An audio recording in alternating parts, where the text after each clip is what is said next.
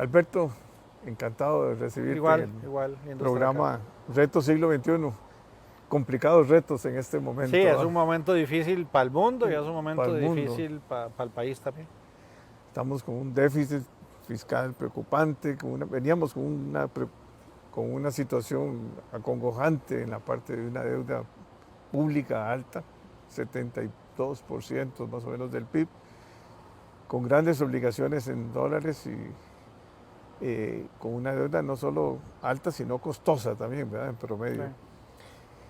Y, y sentíamos una gran esperanza que, que el 2022 íbamos a tener un crecimiento y que íbamos a seguir en una buena ruta primero, de cuidar el gasto público, no cabe duda que la ley, eh, la 2496 creo eh, que es el cuidado del gasto público, aunque hay excepciones.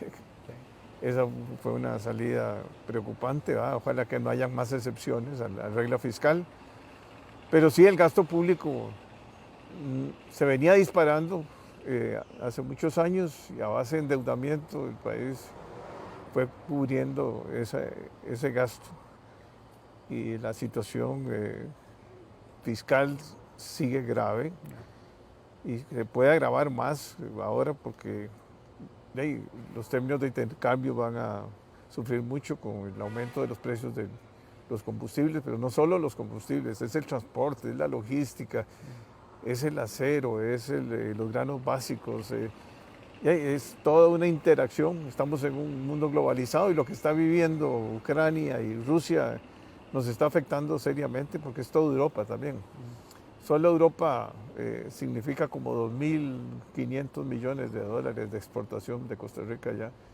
Claro, por dicha no son productos que no creo que se vean muy afectados nuestras exportaciones en ese aspecto, ¿verdad? Pero todo es una situación que hay que tener mucho cuidado con el tipo de cambio porque la balanza de pagos va a ser muy afectada. Estábamos haciendo números de que solo el aumento del barril petróleo significa prácticamente, no sé, unos 40, 50, hagámosle que sean $60 por 20 millones de barriles que importamos nosotros, son 1.200 millones de dólares que se van solo en la cuenta que tiene que ver con petróleo, con combustibles, ¿verdad? No son petróleo, es combustible lo que importamos nosotros. Bueno, Alberto, aquí usted es el invitado. Aquí lo que hay que ver es qué medidas correctivas podremos sostener el tipo de cambio como lo hemos mantenido durante los últimos años, o tendremos que hacer ajustes. El Banco Central tendrá que recoger un poco de circulante y tomar una serie de medidas como aumentar las tasas, eh, eh, la tasa monetaria Tasa para política poder monetaria. recoger, correcto.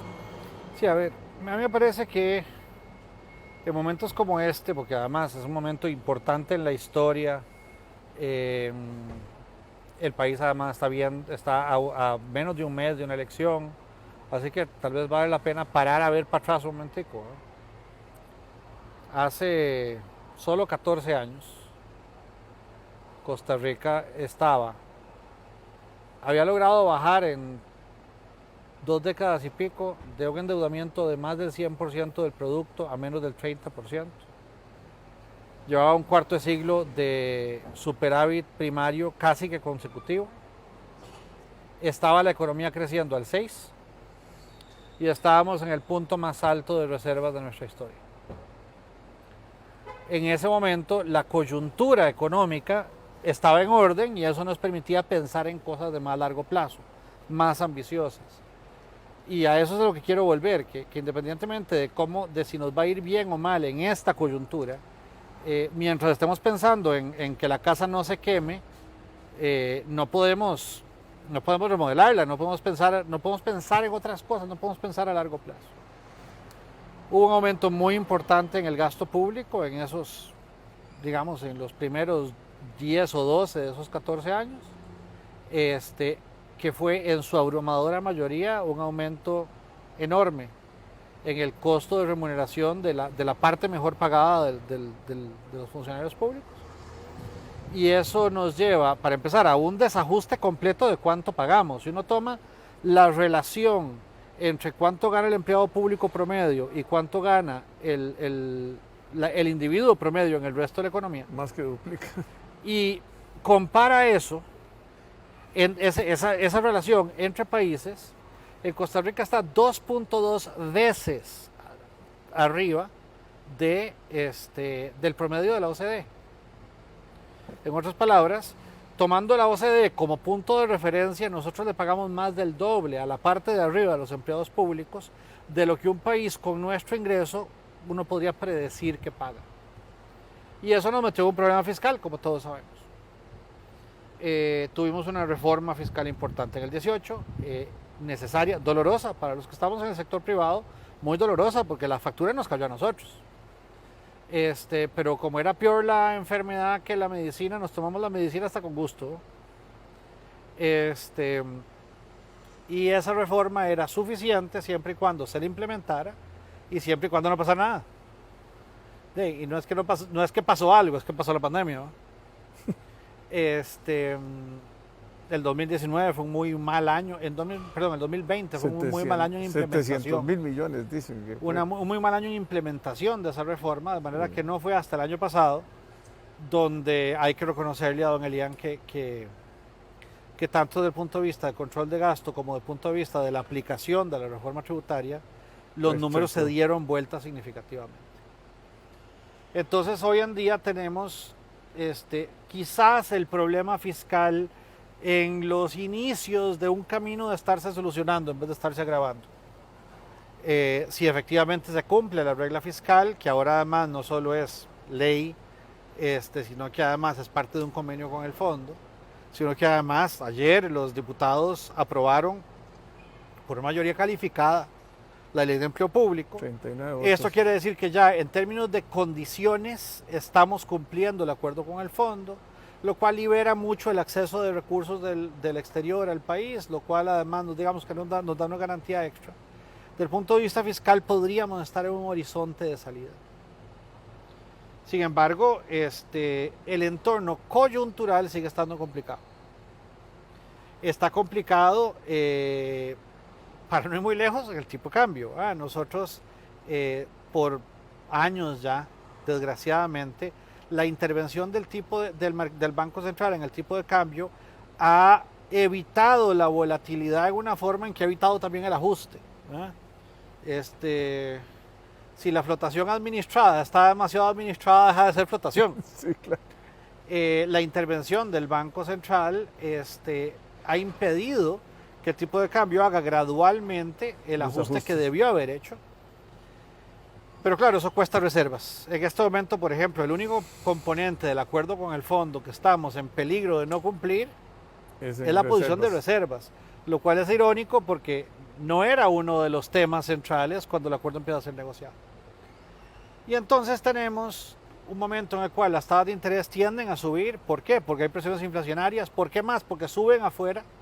¿Y por qué más? Porque si hay un problema de reservas, tenés que subir tasas para que el flujo de capitales ojalá se vuelque a tu favor. Y entonces, y eso nos ocurre justo cuando esta guerra, más allá de todas las consecuencias horribles que toda guerra tiene las implicaciones sobre la balanza de pagos de que nos encarece nuestro principal producto de importación, que son los combustibles. Entonces estamos en una coyuntura en la cual el tipo de cambio va a tender a subir y a ponerse volátil, en el cual la tasa de interés va a servir de freno más que de acelerador, porque sería irresponsable que acelerara, y en lo cual la situación fiscal hay que tener el ojo puesto constantemente.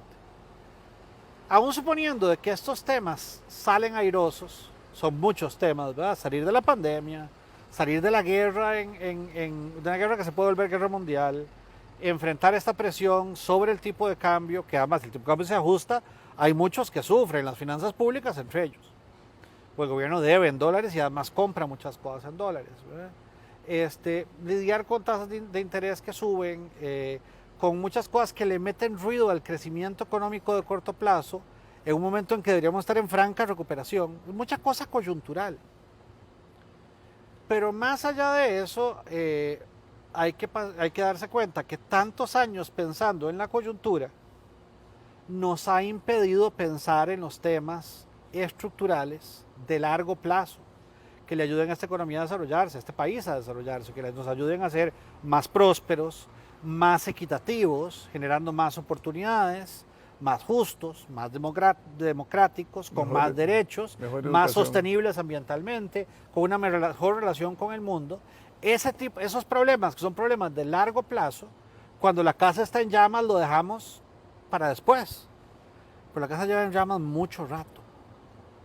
Entonces, ojalá que efectivamente estemos en los albores de poder decir, sí, bueno, la situación fiscal tensa, pero está en camino a solucionarse. De nuevo, el paso de esta semana enorme. La situación financiera, ok, tensa, pero está en camino a solucionarse. La situación internacional, muy desfavorable, pero bueno, digamos que una trayectoria a solucionarse. No para encontrar esas soluciones en sí mismas, que ya es muy valioso, sino para otra vez tener espacio para hablar de educación, de infraestructura, de regulación, de simplificación de trámites, de ayuda a la población en general, de ayuda a los más necesitados, de identificación y solución de los problemas distributivos, de cumplimiento de nuestros compromisos ambientales, de mejora de nuestra democracia, los temas de largo plazo, en los que no podemos hablar mientras la casa esté quemando. Complicado. Es muy complicado. Ahora, si vos me decís dónde estamos hoy, a la par de hace 12 meses, yo te diría, bueno, hace 12 meses la pandemia estaba en un punto peor que ahora. Hace 12 meses la situación fiscal no había tenido la mejora digamos, la segunda mitad del año pasado. Hace 12 meses no teníamos el acuerdo con el fondo aprobado allá, aprobado aquí y habiendo cumplido las principales condiciones legislativas que tenía. Hace 12 meses, entonces, en algunos sentidos estamos mejor, estamos más cerca, creo yo, o estábamos más cerca hasta que estalló esta guerra de mierda, ¿verdad? Estábamos más cerca de poder decir, ok, pensemos en la tarea de verdad. Sentémonos a... Como país avancemos en la tarea de verdad. Ya podemos dejar la coyuntura atrás. Pero el hecho de que podemos plantearnos esa tarea de verdad no significa que ya la hicimos. Empezar a planteársela es la punta equivocada del problema. Uno quiere estar en la otra punta, ¿verdad? Implementando soluciones. Y yo creo que para eso nos falta un tanto, ¿verdad? Y lo que el país perdió en ese sentido, en estos años en que se enredó solito la macroeconomía, es muy duro. Y con el mapa político y con la oferta política, con cómo quedó estructurado el Congreso. A ver, yo ahí veo cosas positivas y claro que veo una enorme incertidumbre en qué va a pasar en la primera semana de abril. La cosa positiva, bueno, quedamos con un Congreso que no tiene 9 fracciones como la vez pasada, 9 que rapidito se volvieron 10 y después 11, ¿va? Ahora lo que tenemos es un Congreso con 6 fracciones, la mayoría de las cuales parece muy cohesionada. Cuesta imaginarse que por lo menos 4 de esas fracciones cuesta mucho imaginarse que se dividan. Con algunos liderazgos claros dentro de la Asamblea. Y para algunos temas uno puede imaginarse, usando distintos ingredientes dependiendo del tema, una construcción de mayorías para tomar decisiones de fondo inteligentes. Eso hace 3 legislaturas que no lo tenemos. Además, a mí me gustan bastantes de los individuos que van al Congreso esta vez.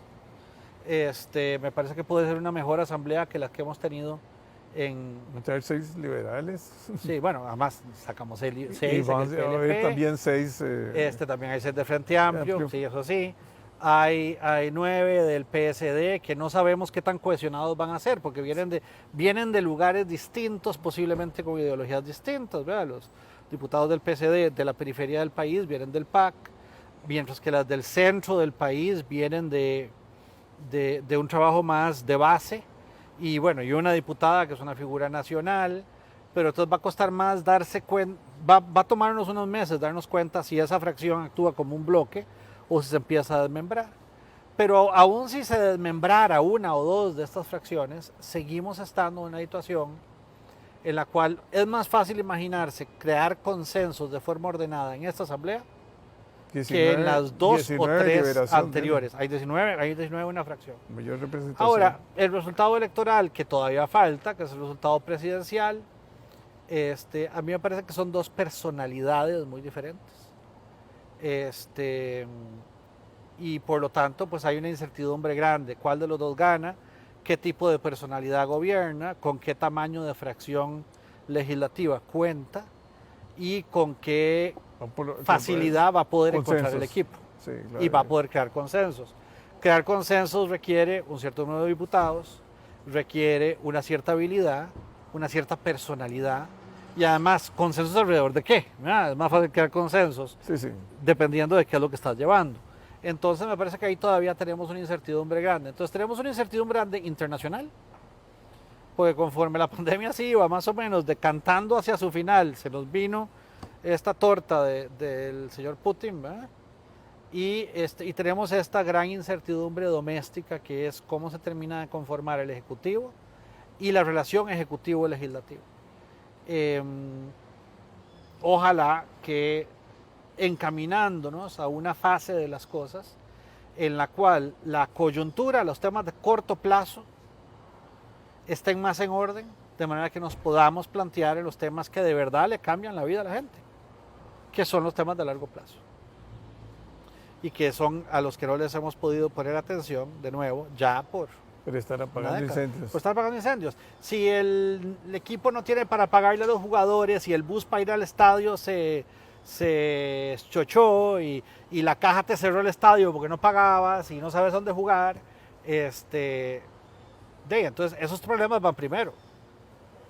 Digamos que los arreglas. Todavía tienes que ir a jugar el partido, no lo has ganado. Entonces, ojalá que ya estemos entrando en la etapa en la que podemos plantearnos cómo jugamos ese partido y cómo lo ganamos, ya dejando atrás el otro desastre, ¿no? Ya dejando atrás los temas de coyuntura. Y bueno, yo creo que vamos en esa dirección, ojalá. Hay razones para optimismo, hay razones para cautela, pero creo que vamos en esa dirección. Bueno, Alberto, muchas gracias. Un placer estar aquí.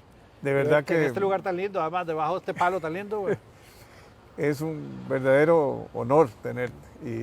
Y yo creo que lo más importante es crear conciencia, ¿verdad? Porque sí, uno de los problemas más serios que muchos no han vivido ninguna crisis como las que vivimos años anteriores y todavía estamos pensando de que esto es fácil y no es fácil. Sí, yo creo que es muy importante, bueno, de cara a la decisión electoral, pero también de cara a las decisiones personales, familiares o laborales y empresariales que cada uno de nosotros tenga que tomar en estos meses. Darse cuenta que en momentos como estos es particularmente importante dejarse llevar por la cabeza y no solo por la emoción, tomar decisiones que piensen en el largo plazo y no solo en la coyuntura, tomar decisiones en las cuales seamos responsables hacia los demás y solidarios hacia los que más necesitan y no solo decisiones por nosotros mismos, tomar decisiones informadas. Es un muy mal momento, todo momento, guerra, pandemia,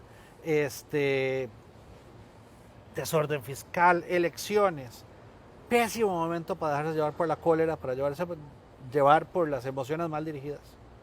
Es un momento de parar a pensar. Y de unirnos como país. De buscar dónde es que podemos encontrar la unión. Yo veo en varios temas una posibilidad de consenso en el próximo gobierno para que, ojalá, en los próximos 4 años, para que el Congreso pueda avanzar. Bueno, ¿dónde estarán esos temas y dónde estará esa capacidad de formar consensos? ¿Y dónde están los ingredientes para hacer eso? Es clave.